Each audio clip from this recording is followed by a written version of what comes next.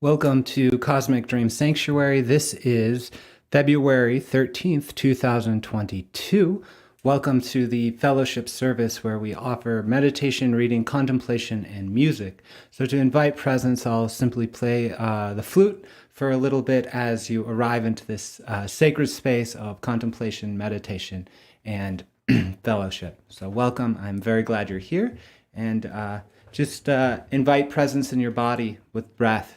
Right, that's one of the ways we practice. And so in this offering, I'm simply offering some music for you.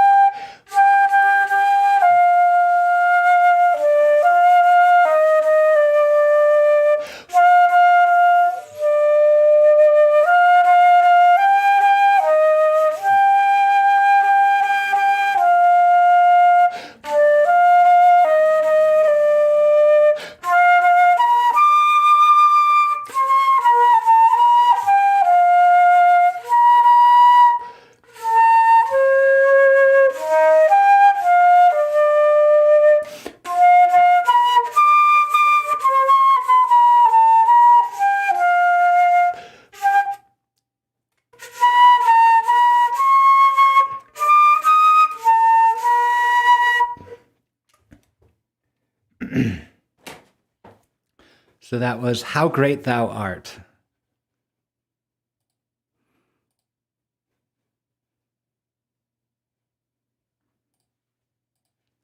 So welcome to Cosmic Dream Sanctuary. Cosmic Dream Sanctuary is an ecumenical, interfaith, and open community of meditation, contemplation, and fellowship. We use meditation, reading, contemplation, and fellowship to develop ourselves so that we can embody greater peace, love, and unity consciousness here and now on earth for the benefit of all beings. We acknowledge the reality of the community of non-physical, celestial, angelic, extraterrestrial, elemental, and spirit beings as the many dream characters in the divine mind, which is your truest and deepest self. For more information, you can get to on our website at cosmicdreamsanctuary.org/groups. This service is offered in the traditions of mystic Christianity, Mahayana Buddhism, dream studies, CE5, and quantum healing. This service is ministered by me, Daniel Rekshan. I hold a bachelor's in liberal arts tradition, a master's in East-West psychology, a certificate in hypnotherapy and the spiritual counseling modality of depth hypnosis, a certificate in beyond quantum healing, and I'm ordained as a minister in the Universal Life Church. So how this works is at 11 a.m. Mountain Standard Time, we live stream to YouTube, Facebook, and Zoom. This is recorded, and you can get to the recordings at our YouTube channel or on the Facebook events archive experience.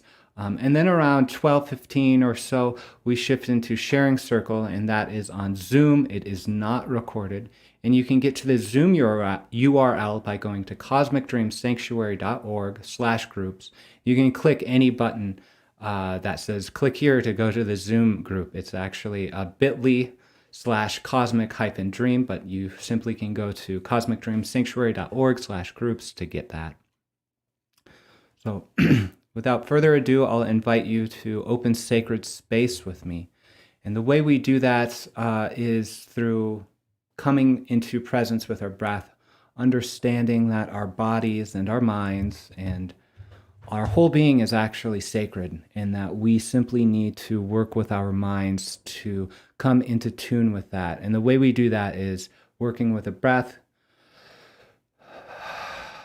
applying attention to the breath, allowing the body and mind to harmonize in the experience of breathing. And then we can use visualization or meditation or attention to open sacred space. And often the way I invite that is to connect with white light that represents your highest self. This could represent Buddha nature to you. This could represent Christ consciousness or Holy Spirit or Mother Gaia or some other thing, or your highest self, whatever it is that is meaningful to you to imagine. This white light holds it. You can sense or feel or imagine this white light surrounding you. It doesn't have to be white light. It can be rainbow-colored light or any color of light. And if you prefer, you can experience it in terms of vibration, of feeling, of scent, of sound, whatever. Invite it into yourself, into the top of your head. Let it flow down your central channel, your spine, through all the different energy centers, the third eye, throat, heart, solar plexus, sacral, root, and then all the way down to the center of the earth. So envisioning that this white light, this perfect light, whatever you need it to be, connects heaven and earth in your body. And then I invite you to clear your bodies by letting go of anything that doesn't serve you here now, any distraction, any tension, any attachments. You can let that go into this flow of white light and let the earth receive it, like she receives compost and dead things and things that need to be transformed. You can let go of the things that you want to transform into this flow of white light. Give it to the earth. The earth will give energy back. Let this earthly energy, this new life force energy, enter into your body, come into your body, provide whatever you need in whatever way you need it. Let it flow up the central channel all the way up to the top of your head and then up and out and surround you. Surround you in a field of white light, a sphere, an egg, or a cocoon of white light. This can serve to protect you, to let in that which is beneficial and keep out that which is not beneficial. And in this space, I invite you to make any connections with your spirit guides, with your own self, with representatives of your own wisdom. These might come in the form of angels or ETs or elementals or whatever it is for you. Invoke those presences, ancestors. And we specifically call on those beings who are wise and well, who act according to the principles of non-harm and the cosmic law of one, meaning they respect free will. And specifically here in this space, we call on those beings who vibrate at a density of the fifth density or higher, meaning they have embodied unity consciousness to a very strong degree, that their entire being is vibrating at that level. So we call on those beings because we're asking them to open up spaces within our lives, within our practice together, that can serve as portals between where we are now in this density and where they are in the fifth density. So do whatever work or action you need to do to open up that sacred space for you now. We'll just breathe together a few breaths.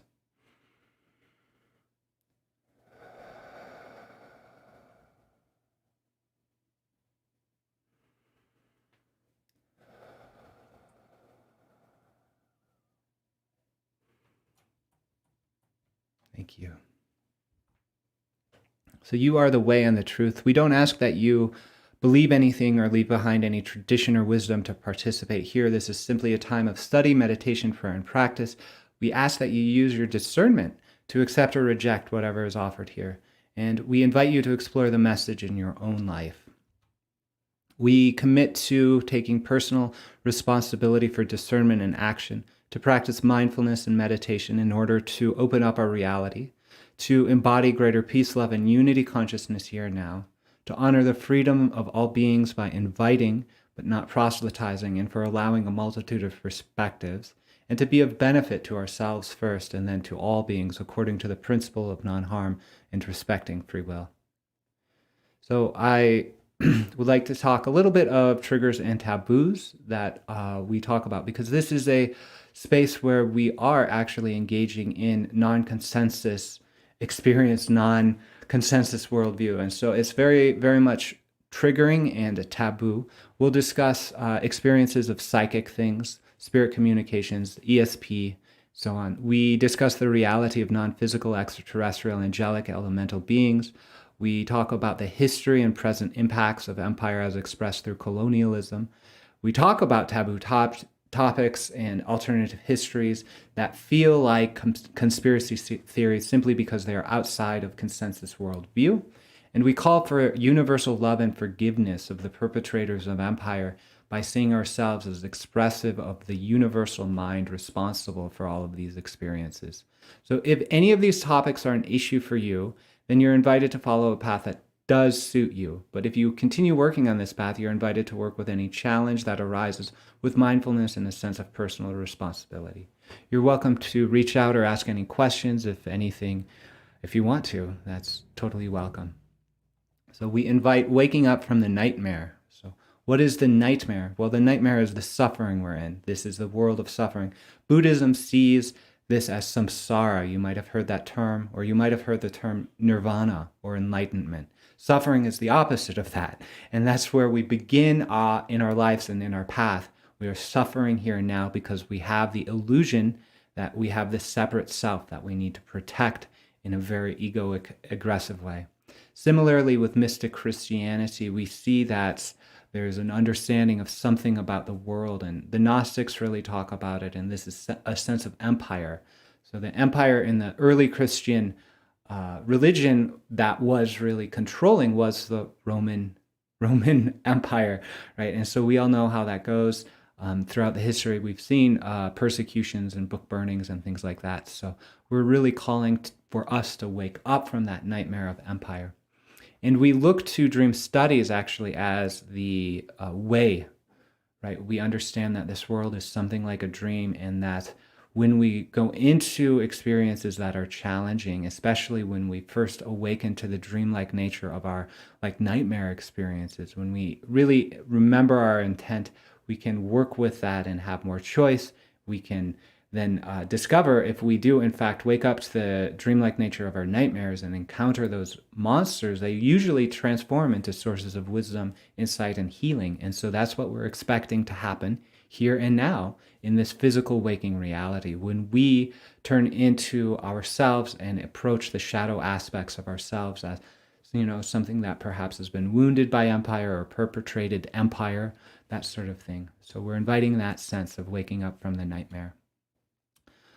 The way we do that is simply by acknowledging where we are physically here and now in the 3D world, right? And so I invite breath. There'll be a series of statements about where we are, you know, and acknowledge the very real effects of empire. And then there'll be a series of statements to counterbalance those.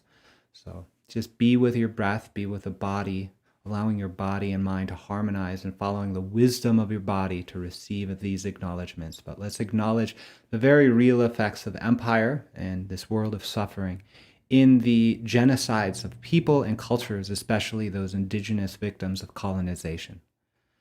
The slavery that is inherent in the global system of growth capitalism, of which we are all participating because we're connecting through devices made by slaves. We need to acknowledge the destruction of our environment for profit. Those same corporations that help us connect are destroying our environment for profit that we don't see. There are wars perpetrated without consent or right, and I would say that there is no actual right for war to occur. And then finally, let's acknowledge that there is an institutional disinformation and control campaign, especially regarding feminine wisdom and spiritual experience. Thank you for acknowledging these very real facts of our society here and now. And since you acknowledge them, you can actually use that acknowledgement and use your breath to bring in the very real experiences of life that you may have had that will counterbalance those. So acknowledging that we have empathy and compassion for others, that this is probably your truest nature. Acknowledge that contentment that you have felt with family, with creativity, with passion, with presence. Acknowledging connection and love of nature. We don't want to destroy nature. Nobody actually wants to, but it seems to happen. And that's totally okay, right? We don't have to change everything, but let's vibrate with our connection and love with nature as deeply as we can. There's also the experience of joy in your heart as you're in service to others, right? This is really a strong counterbalancing of the notions of war, right? And finally, acknowledge the personal experience and internal sense of discernment, right? We know when there's some sort of control narrative happening. There is an intuition that arises within us. So let's acknowledge and thank ourselves for having these counterbalancing experiences.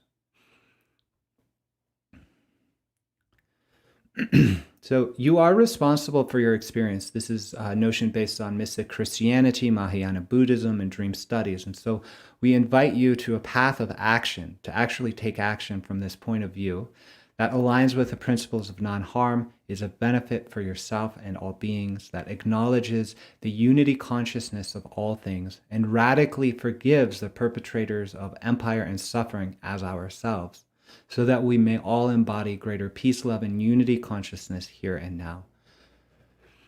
So take a few moments to be with your breath and establish whatever commitments that you want to take to action in your life.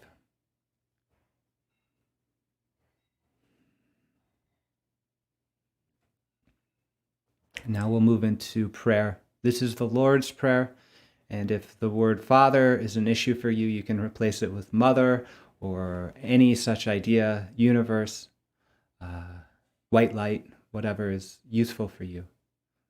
Our Father, who art in heaven, hallowed be thy name. Thy kingdom come, thy will be done, on earth as it is in heaven. Give us this day our daily bread, and forgive us our trespasses as we forgive those who trespass against us. And lead us not into temptation, but deliver us from evil.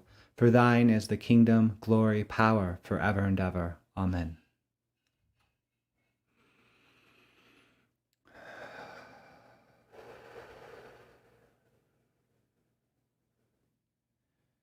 And nodding to the Mahayana traditions, this is the 4 dharmas of Gampopa, followed by the Heart Sutra mantra. So these are recitations, much like prayer. Grant your blessings so that my mind may be one with the Dharma.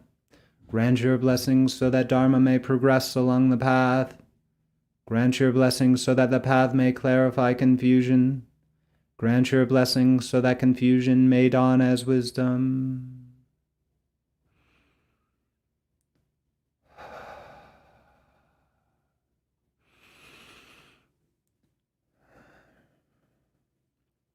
Om Gate Gate Para Sam Gate Bodhisattva. Om Gate Gate Para Sam Gate Bodhisattva. Om Gate Gate Para Samgate Bodhisvaha. Going, keep going until all are enlightened.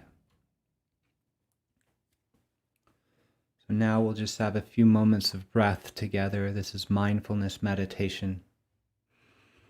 This is a chance to practice the habit of applying attention to the breath. This is not the establishment of a habit of being empty of thoughts or of being calm in your body. This is the establishment of a habit of applying your attention to the breath. So when thoughts and feelings arise, that is very good practice and exactly what we're doing now. Just be aware of those thoughts and feelings as they arise and apply your attention to your breath. This might feel like air going through your nostrils, down your throat. This might be attention of the movement of your belly in and out. Now's a really good time to release any tension, any sense of control, of needing to deal with your belly. You can be the exact shape that you are. Just breathing in and out. In and out.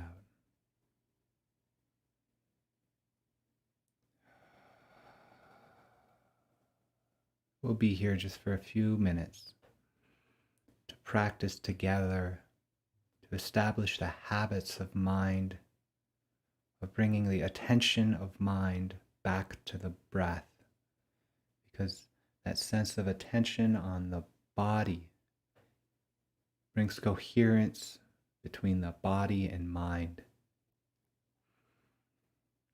Actually, that physical sensation and your awareness of the physical sensation of breath is the bridge between the world of suffering and the world of enlightenment. It is the bridge from where you are in the world of suffering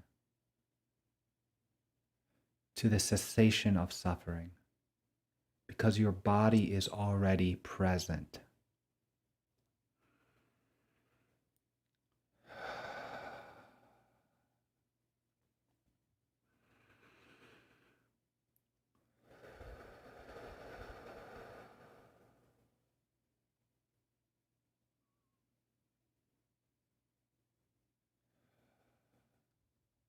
Thank you. You can maintain a sense of presence and attention on your body. You can also open up your attention and come back to my voice as I do the readings. That's a really good way of practicing mindfulness. You can deepen into your breath. You can pay attention with your mind. We're going to go through the slogans, the Lojong slogans. Lojong is mind training. It comes from a Tibetan Mahayana Buddhist tradition. There are about 50 or 60 slogans, which are like quotes, like Zen koans that we get to contemplate. And we're on slogan number 5, rest in the nature of Alaya, the essence. And I'll read several other translations so that you can get a sense of it, and then we'll dive into a reading about it from Trungpa Rinpoche. So rest in the nature of Alaya, the essence. Rest in the nature of all, the basis of everything. Establish the nature of the path in the sphere of the foundation of all. The nature of the path rests in the Alaya. So here's some definitions that maybe will be helpful actually as we approach the reading. Bodhicitta.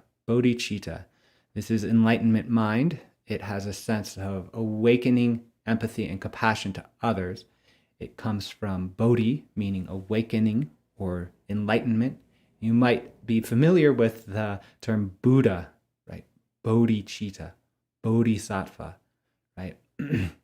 Chitta means that which is conscious, so that's the mind. So bodhicitta is awakening mind or mind of enlightenment. Actually, you feel that in the heart space. It's not up here, it's in the heart space. That's really important to know. Alaya. So what is the Alaya? Well, it is the eighth consciousness. There's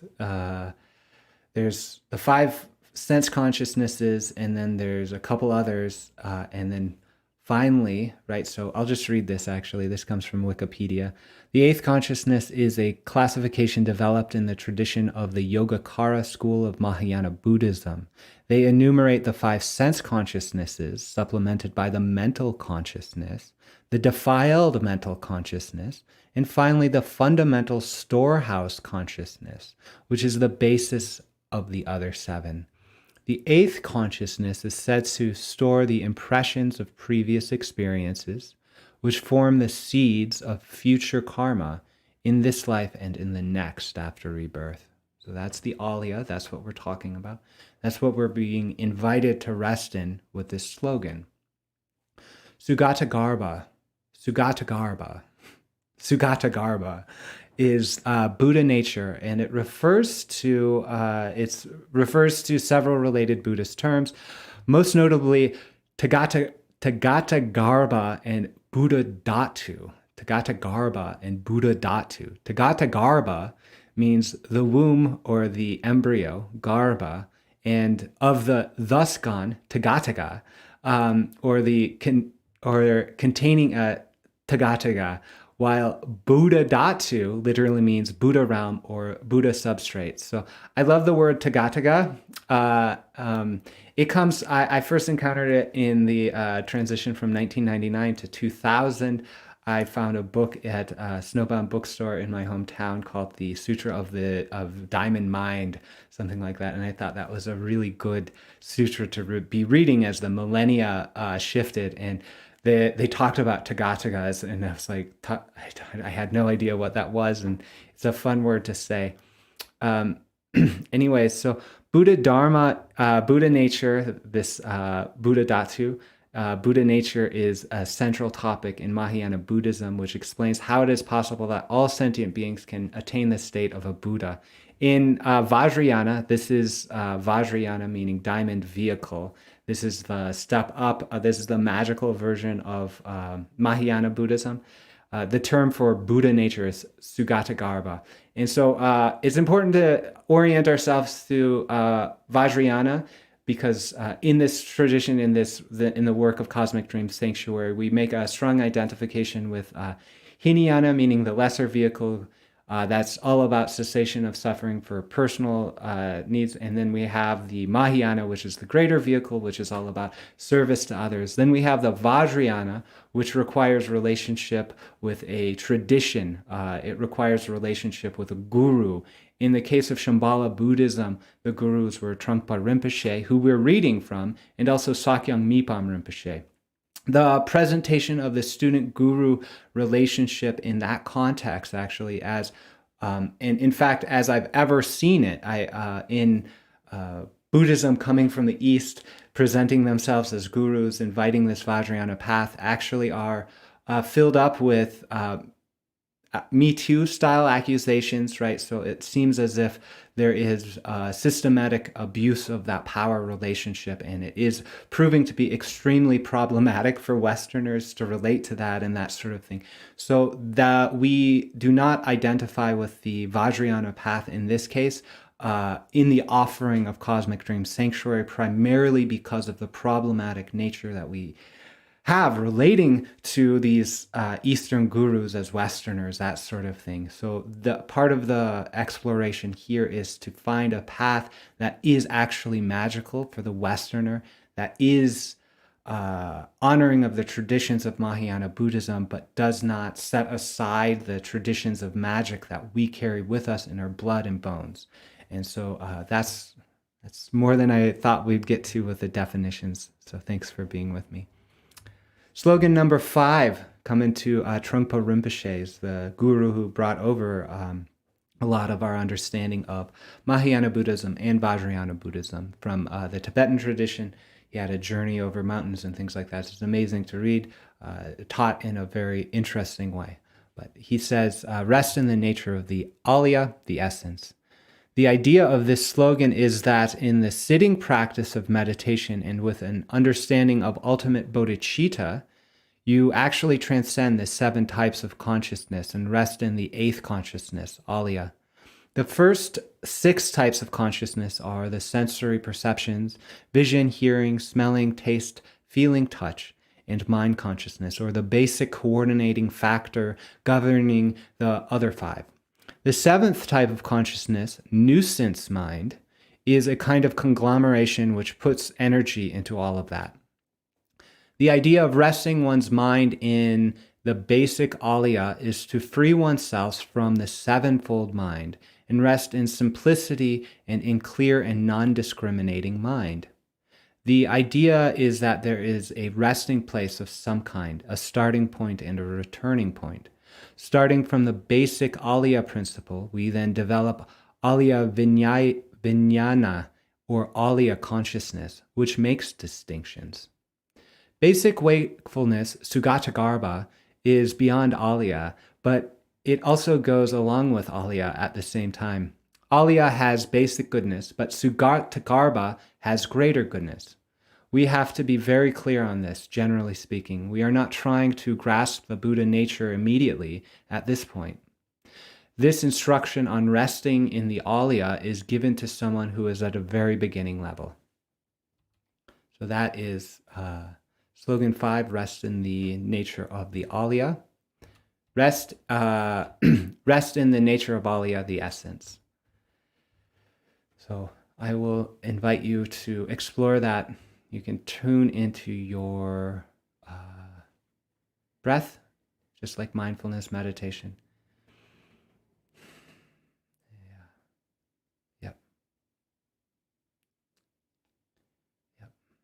And so we can just tune into the breath, and let's just tune into the different types of consciousnesses, right? So we have the 5 consciousnesses of the sense, the 6th one that sort of unifies them all, the 7th one, which is nuisance mind, the 8th, which is the Alaya. So this is the non-discriminating ground from which these things come and go, right? So just going through the consciousness of the sense, bring awareness to what you are perceiving in your sense consciousness. This might be your eyes closed, a sort of indistinct field, or your eyes might be open. Tuning in with the consciousness of the ears, the sound consciousness. What are you hearing? Is it loud, quiet? How about the feeling of taste?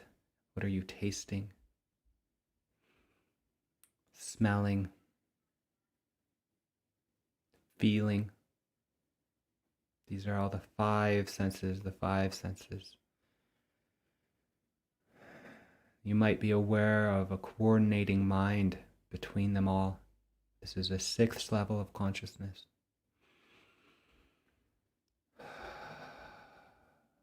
Seventh, the nuisance mind. It's probably the one that's thinking. It's probably the one you call monkey mind.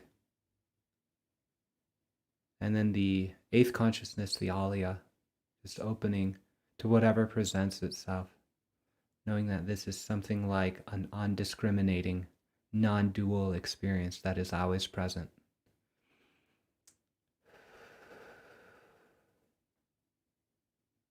You might even get to that by observing how particular discriminated experiences arise into your consciousness and dissolve.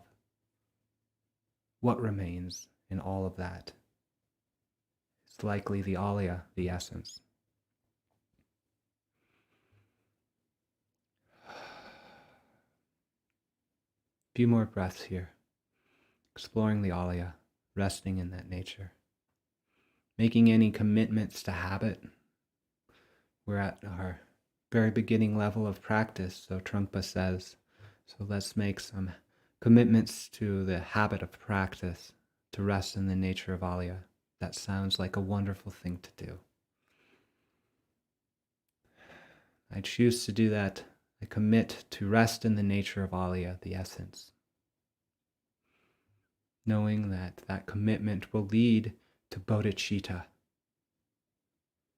to awakened mind, awakened heart. So let's shift into some readings. I thought since we had lists of 7 or 8, we'll read one of the very first lists of 7 from Genesis chapter 1, the beginning. In the beginning, God created the heavens and the earth. Now the earth was formless and empty, rather perhaps like an undiscriminating non-dual awareness, like the Alaya. Darkness was over the surface of the deep, and the Spirit of God was hovering over the waters. And God said, "Let there be light," and there was light. God saw that the light was good, and he separated the light from the darkness. And God called the light day, and the darkness he called night. And there was evening, and there was morning, the first day.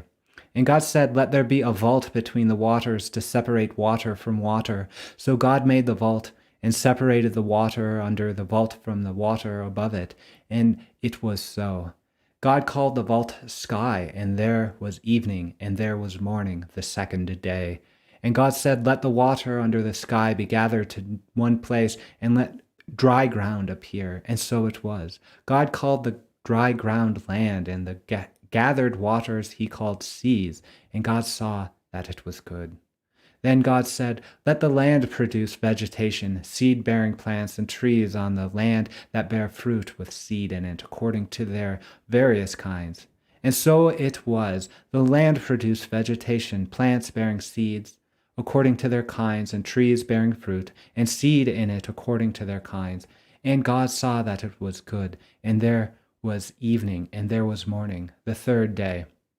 And God said, "Let there be lights in the vaults of the sky to separate the day from the night, and let them serve as signs to mark sacred times and days and years. And let them be lights in the vaults of the sky to give light on the earth." And so it was. God made 2 great lights, the greater light to govern the day, and the lesser light to govern the night. He also made the stars. God sent them in the vault of the sky to give light on the earth, and to govern the day and the night, and to separate light from darkness. And God saw that it was good. And there was evening, and there was morning, the 4th day. And God said, "Let the light teem with living creatures, and let the water teem with living creatures, and let birds fly above the earth across the vault of the sky." So God created the great creatures of the sea and every living thing with which the water teems and moves about it according to their kind, and every winged bird according to its kind. And God saw that it was good. God blessed them and said, "Be fruitful and increase in number, and fill the waters in the seas, and let the birds increase on the earth." And there was evening, and there was morning, the 5th day. And God said, "Let the land produce living creatures according to their kind, the livestock, the creatures that move along the ground, and the wild animals, each according to its kind." And so it was. God made the wild animals according to their kinds, the livestock according to their kinds, and all the creatures that move along the ground according to their kinds. And God saw that it was good. Then God said, "Let us make mankind in our image, in our likeness, so that they may rule over the fish in the seas and the birds in the sky, over the livestock and all the wild animals, and over all the creatures that move along the ground." So God created mankind in his own image. In the image of God he created them. Male and female he created them. God blessed them and said to them, "Be fruitful and increase in number. Fill the earth and subdue it. Rule over the fish in the sea and the birds in the sky, and over every living creature that moves on the ground." Then God said, "I give you every seed-bearing plant on the face of the whole earth, and every tree that has fruit with seed in it. They will be your food. And to all the beasts of the earth, and all the birds in the sky, and the creatures that move along the ground, everything that has breath of life in it, I give every green plant for food." And so it was. God saw all that he had made, and it was very good. And there was evening, and there was morning, the 6th day. Thus the heavens and the earth were completed in their vast array. By the seventh day God had finished all the work he had been doing. So on the seventh day he rested from all his work. Then God blessed the seventh day and made it holy, because he rested from all work of creating all that he had done. Thank you. So it's important to note that the translation we receive of Genesis, of the actual word God here, of the what is that? A singular third-person male gendered word is actually it's a revisionist history that came and was overlaid on top of a earlier text. The word here is Elohim, and it is like it's plural. It's plural, and it means the powerful ones. There isn't necessarily a sense of he, right? So it's more like a they created.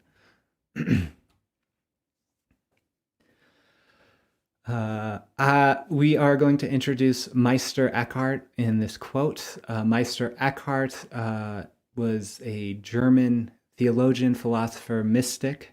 He was born 1260, died 1328. He is one of the most famous Christian mystics, Meister Eckhart, and here is a quote.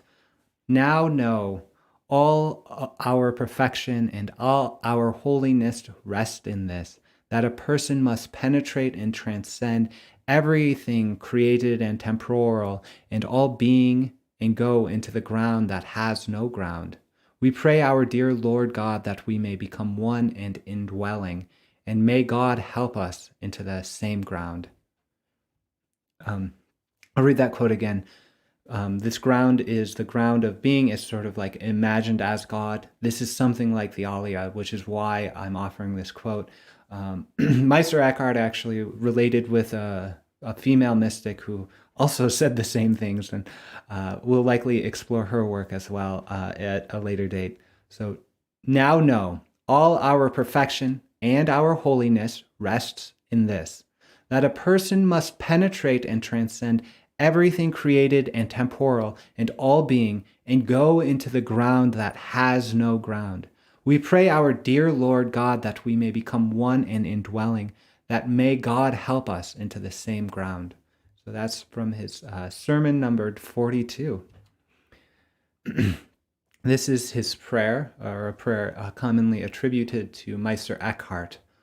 O high abundance of divine nature, show me thy way, that in thy wisdom thou hast ordained, and open to me the precious treasure chest to which thou hast invited me, namely to be able to understand with intelligence above all creatures, to love with the angels, and to be familiar with thy true-born Son, our Lord Jesus Christ, and to inherit from thee, and to receive thee according to thy eternal wisdom, and with thy help to keep away from all evil. Because thou hast elevated me above all creatures, and thou hast imprinted on me the insignia of thy eternal image, and thou hast rendered my soul inconceivable to all other creatures, and thou hast made nothing more like thee than the human being in its soul. So teach me to live in such a way that I am never more without thee, and that in the flow of thy loving work in me thou shalt never more be hindered, and that I may never be exposed to desire except for thee, and never occupy my thoughts with any creature, but only with thee. Thou art a spirit that is inconceivable to all creatures. Therefore thou hast made a soul spiritual and ranked it as spiritual above all creatures, so that due to thy eternal wisdom it may, according to thy divine will, become self-sufficient, and by thy grace be freed from all the unworthy images it absorbed into itself. For thou hast appropriated the soul and disposed of it according to thy nature. Keep it, therefore, so that nothing else may stay in it, but only thee.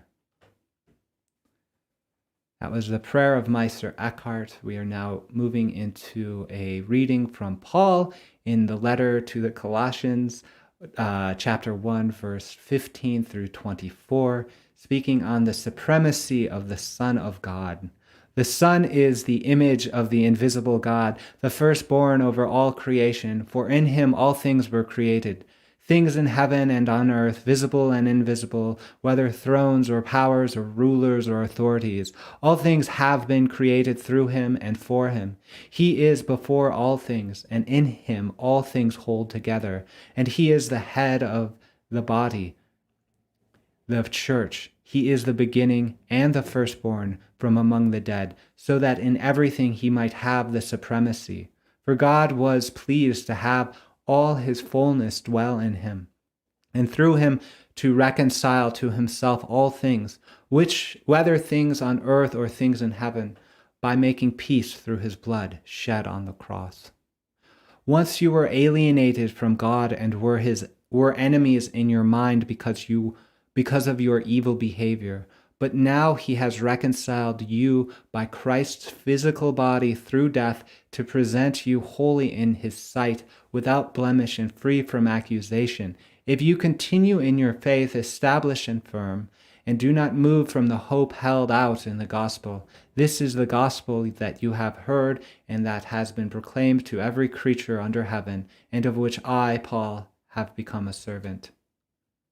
So that was talking about the supremacy of the Son of God, and I included this reading primarily because of the sense of Christ being a mediator, just like this sense of Alaya, this essence that we are participating in is somehow primary and somehow the beginning and end of things. So too we might see Christ and understand that the sacrifice of the Christ and the mythos of his crucifixion and resurrection is something emblematic of our own experience of coming out of the ground of God and discovering ourselves as God, that sort of thing. So we've had a lot of words, we've had a lot of prayer. I would like to invite us into contemplation of visual imagery here, and I want to introduce the concept of mandala. This is a quote from Carl Jung from his book Memory, Dreams, Reflections. The mandala is an archetypal image whose occurrence is attested throughout the ages. It signifies the wholeness of the self. This circular image represents the wholeness of the psychic ground, or, to put it in mythic terms, the divinity incarnate in man. So the reason why mandala is being introduced here is because we've gone through the fullness of the sense perceptions and things like that. We're resting in the nature of Alaya, which is a sort of circular image, at least in my mind, right? That sense. Mandala is also a way that we can engage with images of divinity, like Carl Jung says, that kind of awaken the mind. So I'm going to just present this image of a mandala. And if you're tuning in through an audio format, that's totally fine. I'll describe it briefly. So on the outside, we have a circle. This image is basically of a circle. There are concentric rings. Half of the circle, the inner half surrounding the center of the circle, has a lot of imagery, a lot of color. One reads it as a solid circle almost, with these different rings on the outside. So on the outside, there is a ring of red, yellow, red, and blue. There are dots inside of it, and then there's another ring. We see imagery of blue and green. In between, there are things like stars and angels. And then in between the second ring and the inner kind of solid type circle, we see images of trees, of a menorah, of celestial or weird creatures. And then inside we have an image of the sun, which is at center, it looks like, with a lot of triangular alternating patterns, right? So we'll dive in to what these are. So this image is on the north, the top of the mandala, which is painted by Jung. And we have an image of a humanoid figure in a sphere of white light with wings, more or less. We also see a menorah, which is a candle holder. There's to the left is like a rat with butterfly wings. To the right is like a centipede with bat wings. And then there's stars and suns and things like that. Moving now to the right side, the 3 o'clock position of this mandala, we see three circles. There's strange figures. It's hard to figure out. These are, again, sort of fractally replicated from the outside to the inside of that boundary line between the kind of more rarefied concentric circles and the solidly formed circle at the center. The word plenum is written in a sort of medieval sort of calligraphy. Now we'll move down to the south. At the south, we have the word abraxas. That'll be important. I think there's a quote coming up about abraxas. But there's this sense of kind of like a serpentine figure with looks like either a lion's head or something, or a sun for its head. Out of that, there is an image of sort of this tree.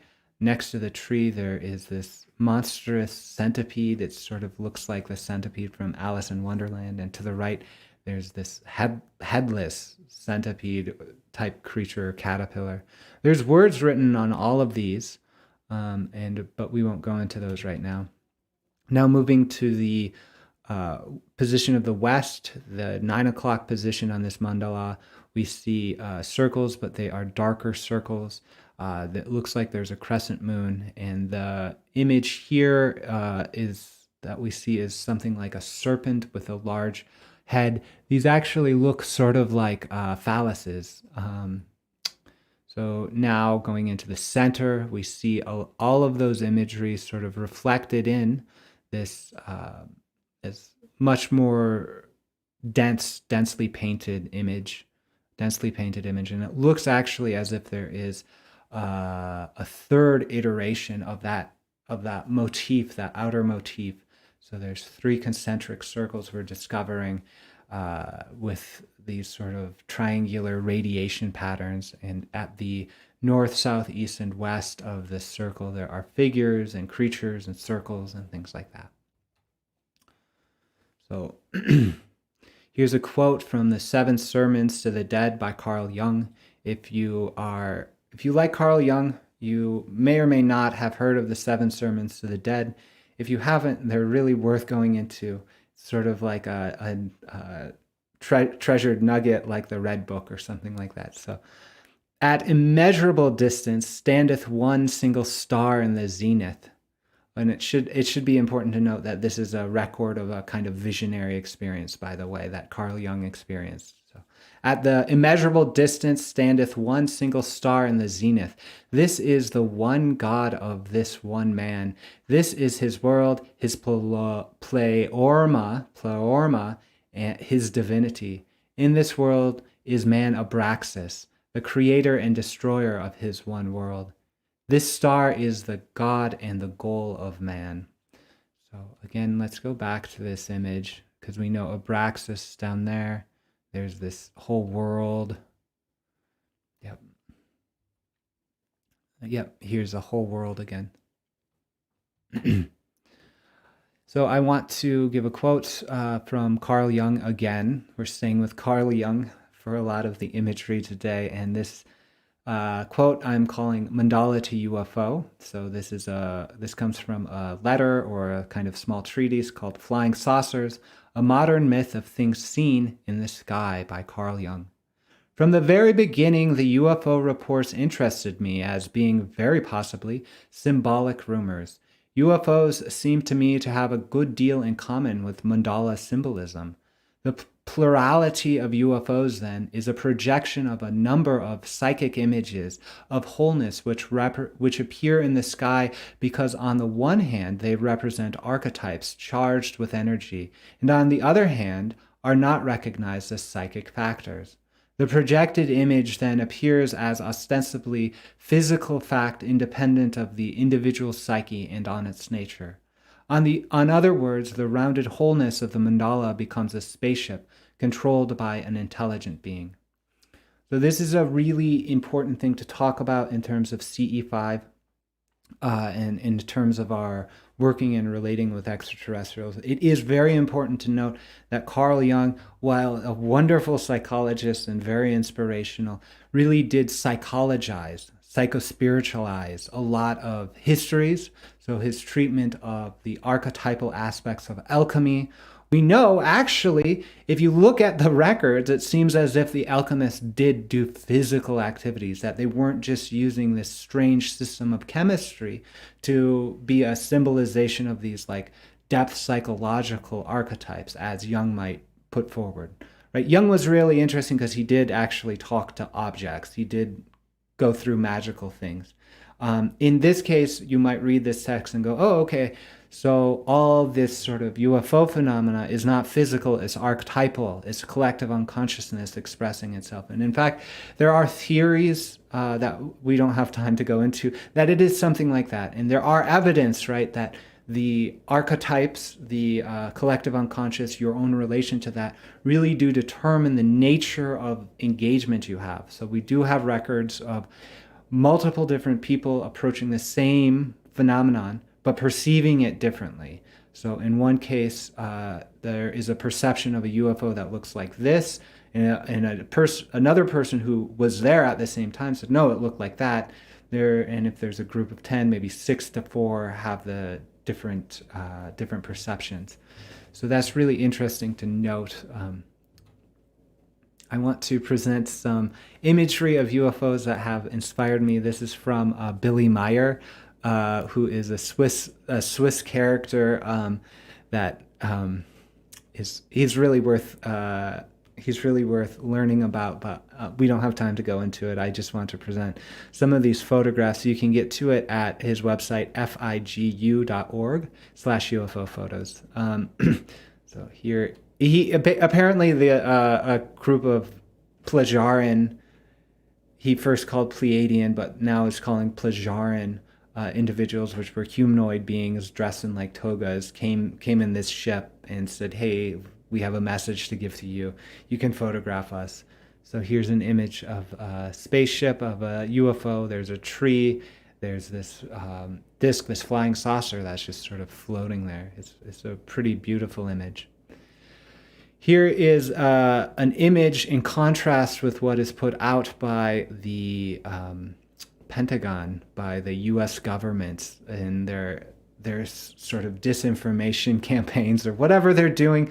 They're doing something, and we know that they have a long history of disinformation and also controlling media narratives. So it's really important to identify where that imagery is coming from and what purpose and sense into it. So I just offer this image. This is a highly aggressive image. This is a highly aggressive image. This is an image of, an alleged UFO flying and is targeted by the targeting system of something, right? So it's really looking down these UFOs down the barrel. So I would invite you, and I offer this time to separate yourself from the implied perspective of aggression, right? There's an implied perspective of aggression here. We're targeting those things so we can shoot a special missile at it, but that thing is flying too fast for us to actually do it, basically is what this is implying. So I'd say anytime you see UFO imagery presented by these clear sources of disinformation and control, right? To disassociate yourself from an aggressive stance. This is what the image implies. I'd much rather you have an experience of looking at the beautiful spaceship and curves of this UFO or something like that, or to remember back to mandala rather than to put yourself unconsciously and implicitly in the seat of a gunner out of a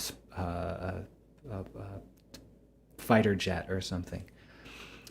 Here is a beautiful image of a crop circle. So this is another type of mandala that appears. Here we see kind of circles and circles and circles, several different ways. I would suspect if we measured the proportions behind here, we would have a very beautiful exploration or journey through through geometry, sacred geometry. And here you can see the sense of openness actually with some of the communications where people are walking in, they're exploring it. Those who have had the good fortune of going to see authentic crop circles really relate that there is a sense of energy there, and that is measurable.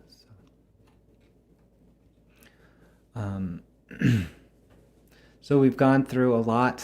Now is the time for our unity consciousness meditation, and I'm aware that it's now been an hour since we started, so the quick brief, we'll have a very brief unity consciousness meditation, and this is just understanding that this whole world might be seen to be something like a sphere, right? Your whole experience might be seen to be the center of a sphere.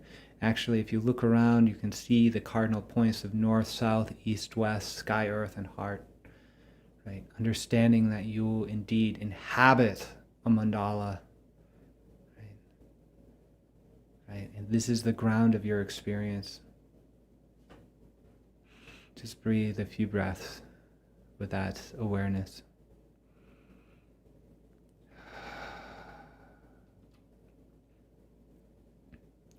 I'm going to play a flute to shift the energy. This is an offering of heart. I will be playing on this handmade flute. This comes from my my aunt's house down in Lower Michigan, and my wife and I made this. It's an offering of the heart. I invite offerings of your heart to donate. That really keeps this offering going, and also my ministerial work through spiritual counseling, meditation, hypnosis, healing sessions, and so on. So to donate, you can go to cosmicdreamsanctuary.org/donate. There's a button there that says donate through PayPal. That takes you to a form where you can put in whatever you want to donate. It can be a one-time donation or a recurrent monthly donation. So with that, here's some contemplative flute music offering.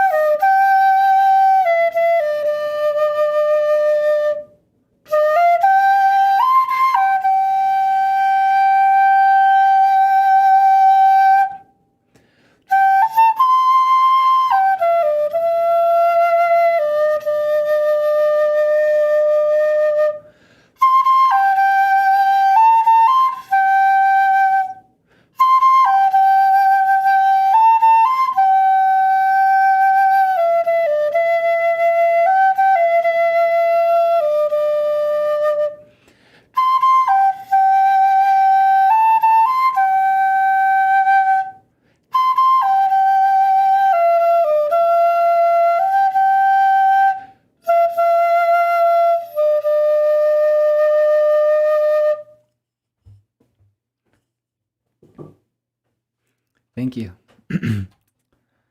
Great. So now we're in our Meet the Greater Community. This is the Archangel Uriel. So in our mandala that we draw the circle from the lesser banishing ritual of the pentagram, where we call on the different angel names and God names. This is the angel of the north, representing the element of earth. Archangel Uriel, light of God. That's what it means. The El means of God, Uriel. So here we have an image of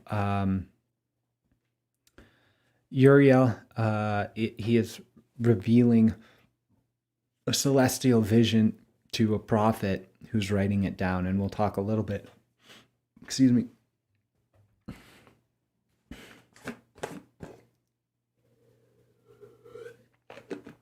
We'll talk a little bit about the the prophet as we do the reading. But here I just want to describe in the lower left of the image, and this looks to be something like a 1600s, 1700s lithograph that's colored. So this is looks like a print that has been hand colored. On the bottom left, we've got the prophet who's holding a book that's half written. The angel, Archangel Uriel, is pointing with both hands. Uriel has a sort of red-orange shirt on and a white tunic, and you can see the full leg. Actually, it's got a slit dress, two angel wings, pointing to this image of a hill. There appears to be a man that is doing something with another man at the top of this hill, and surrounding them are people sort of in this sort of throng of praise or worship or fascination, something like that. So again, this is Archangel Uriel. There's a kind of kindness to the face. Zooming in just to look at this angel, this has a Aphrodite, hermaphroditic kind of perception. There's no beard, it's a gentle face. Here's the image. This is the crowning of that old man kneeling down, an image there. And so back again to the whole image of Archangel Uriel. This comes from, the reading comes from Esdras. This is, again, an apocryphal book of the Bible. It's within, I believe, the Catholic canon, but not within the Protestant canon. I looked for the kind of most canonical and earliest reference to these archangels as named. So oftentimes we will have an implied sense of, oh, this is an archangel, like what we had with Raphael, who stirred the pool, the healing pool that Jesus visited in the gospel, but he wasn't named. So I looked for the naming of the archangel, and one of the most definitive texts, right? So this is the second book of Esdras, chapter 4, verse 1 through 12. Then the angel that had been sent to me, whose name was Uriel, answered and said to me, "Your understanding has utterly failed regarding this world, and do you think you can comprehend the way of the Most High?" And I said, "Yes, my Lord." And he replied to me, "I have been sent to show you 3 ways, and to put before you 3 problems. If you can solve one of them for me, then I will show you the way you desire to see, and will teach you why the heart is evil." I said, "Speak, my Lord." And he said to me, "Go weigh for me the weight of fire, or measure for me a blast of wind, or call back for me the day that is past." I answered and said, "Who of those that have been born can do that you should ask me about such things?" And he said to me, "If I had asked you how many dwellings are in the heart of the sea, or how many streams are at the source of the deep, or how many streams are above the firmament, or which are the exits of Hades, or which are the entrances of paradise, perhaps you would have said to me, I never went down into the deep, nor as yet into Hades. Neither did I ever ascend into heaven. But now I have asked you only about fire and wind and the day, things that you have experienced and from which you cannot be separated. And you have given me no answer about them." He said to me, "You cannot understand the things with which you have grown up. How then can your mind comprehend the way of the Most High? And how can one who is already worn out by the corrupt world understand incorruption?" When I heard this, I fell on my face and said to him, "It would have been better for us not to be here than to come here and live in ungodliness, and to suffer and not understand why." So that's the Archangel Uriel. I would actually say we do have an understanding of suffering. We can actually understand the nature of Most High. We have to shift our identification from the suffering self, from this isolated self, to a psychological identification with unity consciousness in a way, right? This is the path of Buddhism, right? That's the path. That's what we're working with here and now. So I just wanted to offer that. We'll have a really quick message, just to kind of talk about this. My own experience with resting in the nature of the Alaya, these slogans oftentimes are really enigmatic to me. I'm really grateful for the opportunity to explore from many different ways this slogan, "Rest in the nature of the Alaya." So Thank you for being with me on this journey. It's really enjoyable. I think that's it for today's message. We all are participants in the nature of Alaya. We all have this sense of unity consciousness. We all actually can answer the question of the Archangel Uriel, should we choose to. And I would invite you to choose to do that. I choose to do that. So thank you for being with me. Closing contemplation. So let's start closing this space, the sacred space, by saying thank you. Thank you for being here. Thank you, archangels. Thank you, directions. Thank you, earth, for holding us. Thank you, stars, for inspiring us. Thank you, every different layer of our sense consciousness: sight, smell, taste, touch, sound, feeling, smell. Thank you. Thank you, coordinating consciousness. Thank you, monkey mind consciousness. Thank you, Alaya, for being in our experience. Thank you for going on this journey to commit to being of service to others and embodying peace, love, and unity consciousness here and now. So take a few moments to express any gratitudes to yourself or to your relations that you may want to do. And then take a few breaths with me to establish any commitments to action that may have been inspired by this communication.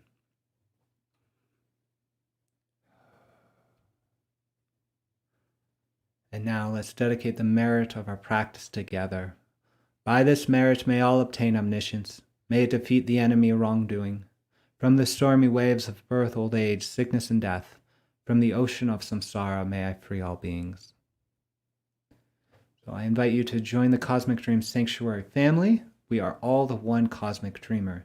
And to do that, you can just take the intake form or the membership form. This is just a series of questions about your religious past, your psychological understandings, your desires, your intentions, and so forth. So if you feel inspired to do so, you can do so at cosmicdreamsanctuary.org/join. I want to call out our next study and practice night, which is this February 16th at 5 p.m. Mountain Standard Time. It is on higher self-guidance. It's titled, You Are All the Wisdom You Seek. So in this, we will explore how to relate with a higher self as a source of knowledge. We'll also explore some of the historical sources for, say, the term higher self. Where does that come from? Right? And to get to more information on that, you can go to cosmicdreamsanctuary.org/groups, and you can get all the information you need about that. I want to promote lightnet.org and exometaverse.org. Lightnet is the search engine for consciousness. This is a project that we are putting together. We are working with a team of developers to put out. This is the spiritual heir, let's say, of the non-ordinary reality database. This will use a lot of that technology to help collect, aggregate, analyze, and disseminate first-person reports of non-ordinary reality experiences, as well as provide a suite of tools to express our own collective intelligence together. The community meets at exometaverse.org. It's every other Thursday. We do an interview with an expert in the field of ET contact. We engage in a survey, a citizen science survey about the nature of our contact. So you can get to that at exometaverse.org. Dream Well, Be Well. This is the mobile app that my brothers and I and a team of experts are putting out.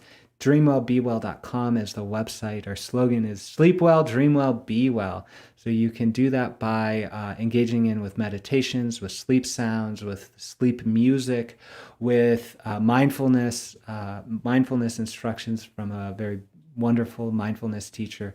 I do the dream meditations. There's also a dream journal that's extremely beautiful for a mobile app, and it is based in the science that using check-ins, right? So you'll get a notification and say, don't forget your check-in. You do your check-in, you say, hey, I remembered a dream, or I didn't remember a dream.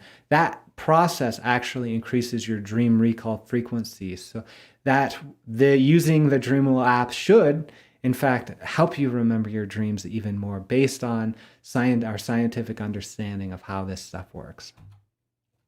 Finally, I'll call you to envision Starseed Portal Space. This is a physical and sacred space for our fellowship and sanctuary.